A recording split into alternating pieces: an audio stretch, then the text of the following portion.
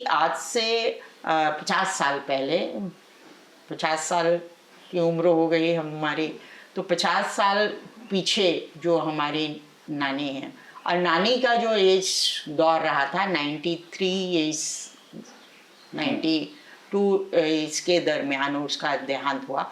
उससे पहले तक उनका बहुत लंबा संघर्ष वो रहा।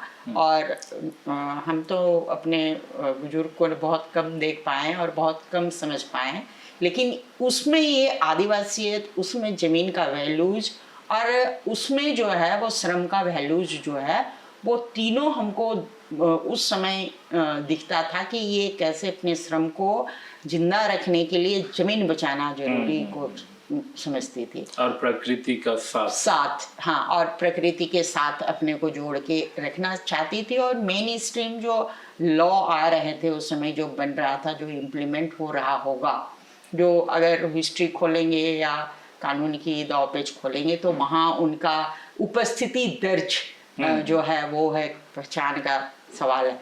तो एक समाज जो पूरे के पूरे प्रकृति पर डिपेंडेंट रहा है, प्रकृति के साथ जीता रहा है, जीव जंतु के साथ जीता रहा है।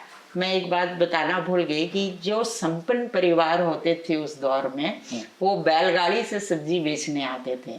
तो कई बार गाँव से एक ही बैलगाड़ी जो है वो आता था और यहाँ बिक्री करता था। तो उसमें पशु का जो रोल, एक सामूहिकता का रोल जो है कि उनका भी उनके जीवन में प्रभाव है, उनके जीवन में स्थापित करता है। और उनकी सामूहिकता जो है सिर्फ व्यक्ति और अदर समुदाय की सामूहिकता नहीं, जमीन, जंगल, पशु, पक्षी, ये जीव जंतु, उनकी भी सामूहिकता को हम सामूहिकता कहते हैं। तो आदिवासी का सामूहिकता का विश्लेषण थोड़ा अलग है। सामूहिकता का विश्लेषण प्रकृति के साथ साथ धरती के ऊपर और धरती के नीचे जितने जीव जंतु हैं उनके साथ उनका प्रेम भाव होना ही उनकी सामूहिकता है। ये ऐसा हम समझते हैं।